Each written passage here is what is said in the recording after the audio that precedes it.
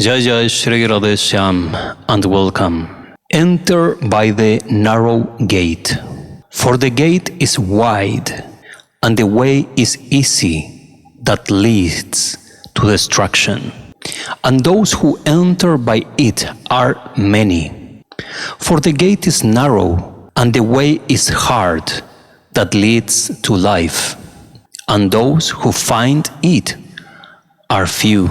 Matthew 7:13-14.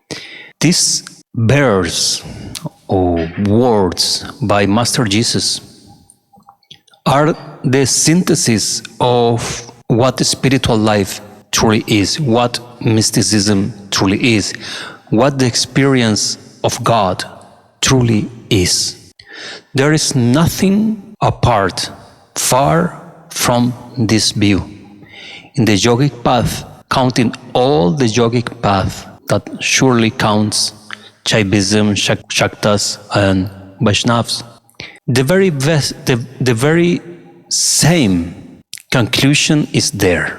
See, sometimes I came across this question, and many times this is one of the biggest struggles for devotees who are starting their process and their Shraddha still is not strong enough. Those who are trying to find truth, they get stuck in this very first Maya's test, or the first test of life. That is, if this is the truth, how is possible that so little number of people is following it? Have you heard that? Did your mind say this at some point, or still you are in that state of consciousness? To kind of believe that the more people some organization has, the better the organization or the gurus are. But that is not the case, and it is not the final truth. It is not truth at all. See, Master Jesus moved millions of people worldwide. But how many were his apostles, inner circle? Just a few. Sri Gauranga Mahaprabhu, the divine incarnation of Kali Yuga, how many were his real devotees? Many people was out there, yes, all Bengal, so much people actually. But his circle was very, very small number, or just a few. If you see the story of all the avatars, Shakti Avatar, Lila avatars, masters, is always the same. You see exactly the same. Actually, by studying Chaitanya Bhagavata and Chaitanya Shataka, I found out some interesting insights on the life of Chaitanya Dev. One of those is that in the Shataka, verse 64, Sri Sri Sarvabhauma Bhattacharya explained that Sri Gauranga Mahaprabhu, seeing the terrible condition of the Kali Jivas, by Kripa he gave to all of them the name of Hari, Harinam. And our magnificent golden avatar, Sri Gauranga, say to everybody, just chant the name of Hari. Chant Krishna, Krishna, Krishna, Krishna, Krishna, Krishna, Krishna, with your companions, friends, family, with everyone. Every single jiva in Kali Jiva who will chant and sing the name of Hari, especially the name of Krishna, will achieve perfection. There is no prescription. So Gauranga Mahaprabhu took what once was only a very sacred kind of ritualistic name like Krishna, just like a Brahmins or in rituals you say Krishna, Krishna. And now he opened this lock for us. We're very lucky. But surely he did it for Krishna's name, Hari names, only Harinams, Kirtanas, singing songs, Sankirtan, not mantras. Mantras, Gauranga say clearly about mahamantra jap. This is very clear, but that is I have been covering so many videos on that, and actually my book also is translated to perfect English. You can read it. The download is free. Check the description of this video, or ask me for the link or the PDF by email. So many people worldwide is in the Maya, in the illusion that the more is better, and are falling in the trap of Maya, a satanic trap of where is the full pack of people, like, then that is better. But it is not. That is exactly how Maya works. And that very nature of there is so much people there, must be the real thing, that is exactly what Maya wants you to do. And it is a push from very inside your primitive reptilian brain that is the surviving nature that is very inside your head and your body, your DNA. Mammals, in order to survive, they need to belong to the pack. And when the pack, for some reason, and we can study this through the animals, they want to kill some of the members, they don't need to even kill them. They just kick them out from the pack. And those animals normally will die because they have no protection, they have nobody. So this very natural nature is inside, of course, of ourselves as human beings, because we are born in this earth and we are mammals as by nature. Yes, we take milk from the breast of mother. So that is what is pushing people to follow big mass of group of people, popular leaders, charismatic leaders, all these kind of things, alpha male, basic nature. But the spiritual life is nothing about that. And here Master Jesus is saying clearly in Matthew that the gate is narrow. Very few know this. Very few are walking the right path. And the mass of people is walking the big gate that is easy walk, a free walk, but they are all being destroyed. All are being crushed. Do you remember when Arjuna saw the Vishvarupa of Krishna Narayan? And he saw that it were millions and millions of bodies, different people, fell into the mouth full of fire of that immense Krishna's image. Not Krishna, but some kind of galactic form that he saw, from whose mouth was fire. Thousands and thousands of various souls were coming to this mouth. So this is exactly the same. When we are looking for the truth, we should not think on the most popular leaders, the most popular channels, the most popular gurus, or the most popular instruction. See, Kali Maharaj is always working hard with his group, with his team, inner circle, to destroy and manipulate all what is pure wisdom. He will change it all. He will work for that. He will buy people.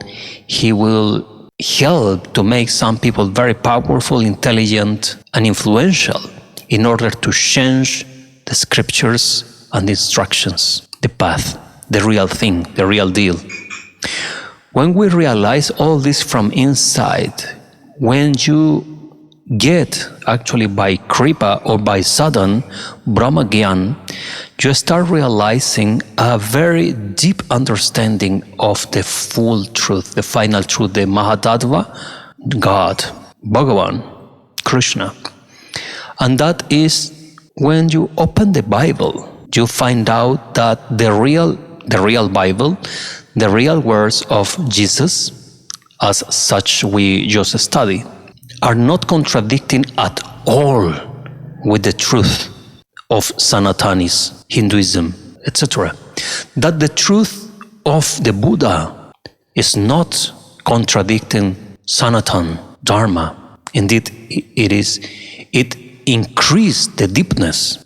Maybe for some followers of Sanatana Dharma or Hinduism or Vaishnavas, to say that Buddha is not against will sound weird and crazy, like what this man is speaking about. But honestly, Sri Vijay Krishna Goswami Prabhupada, who is a Siddha Mahatma, to say that on a very easy way, he's much more than just a Mahatma or a Siddha, But Vijay Krishna said that the words of Buddha were very right. That his war against the discrimination on India due to casteism was very right, and he also supports Vijay Krishna Goswami. But also he said that, yes, actually in Hinduism, there is the idea of merging yourself with the Almighty, that is a Brahman, right? This is one of the mokshas, to say, one of the liberations without form. But Buddha, based on the explanation by Vijay Krishna Goswami Prabhupada, Buddha Dev find out another level, a different level. That is the other side of the coin of the Almighty, all-powerful, that is only one, Brahman, but now is the shadow or the other part of the Brahman. That is, Brahman is all, and this is nothing. It's a state where the complete stop of mind and everything is achieved. That is the nirvana. But of course, Gaudiyas and Vaishnavas, that is the path I walk. We are not looking for that. But many things from the Buddha were very correct. And there are even books speaking that actually Jesus was a disciple or a follower of the Buddha. No disciple or maybe no Buddhist, but many of the philosophy of the Master Jesus are very similar to Buddhism. Compassion, love for all, ahimsa, no violence, this and that, this and that, and this and that. It made you feel like, yeah, actually, it sounds very similar. Now, the vision of God is different than the vision of God for Buddha. When we study Spinoza, we realize as well that this philosopher from that time in Amsterdam, in Netherlands, he discovered something big. Basically that nature is God, God is nature, and everything is the will of God. Nothing is out of God, outside his will. That absolutely everything is God. This is exactly the Hindu version of the Brahman. How the philosophers from far places can discover the same truth? Have you been thinking about that? They discover the same truth because out of prayers, meditation, philosophy, dhyan, they touch the same invisible supreme reality. I remember when I was about 26 or 24 years old, I joined for some time a Mapuche community in Chile. Mapuches are the native culture of that area. Well, many different, but one of them are the Mapuches. That means Mapu, land or earth, and Che is people, the people of earth, people from the earth, of the earth.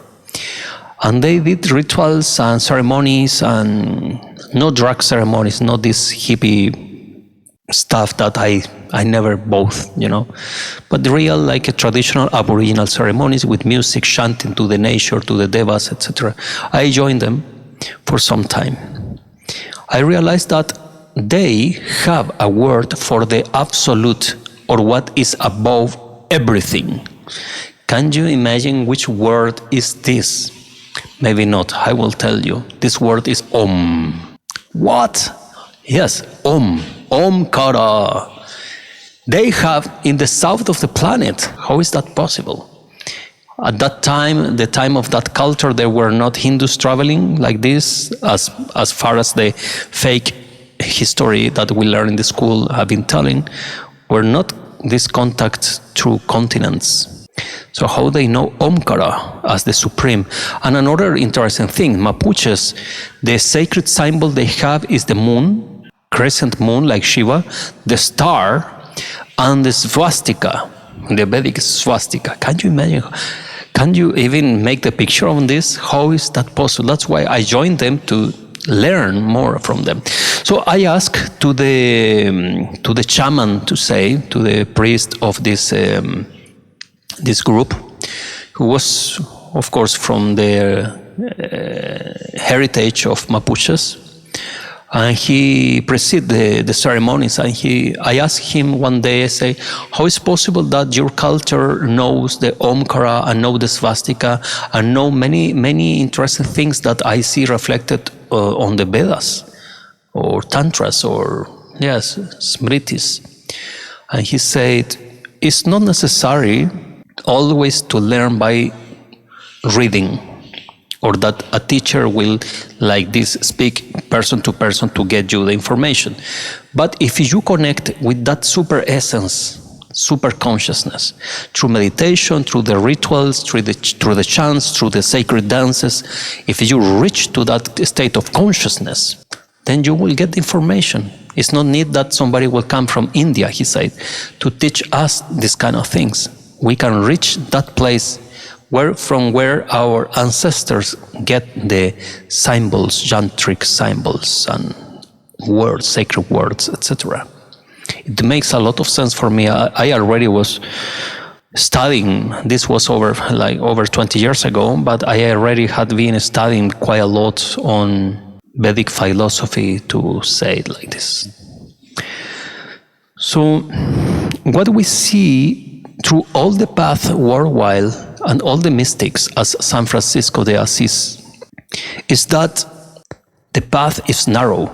You cannot go and to give your spirituality to popular leaders because they are popular for some reason. Do you see, we are in Kali Yuga. Kali Yuga, the king of Kali Yuga, the conscious that is ruling Kali Yuga is Adharma. So everything that is Adharma will be full of wealth and will be blessed by Kali Maharaj, popularity, money, good health, etc., etc., etc., etc., etc. But everything that is Dharma will be punished by Kali Maharaj.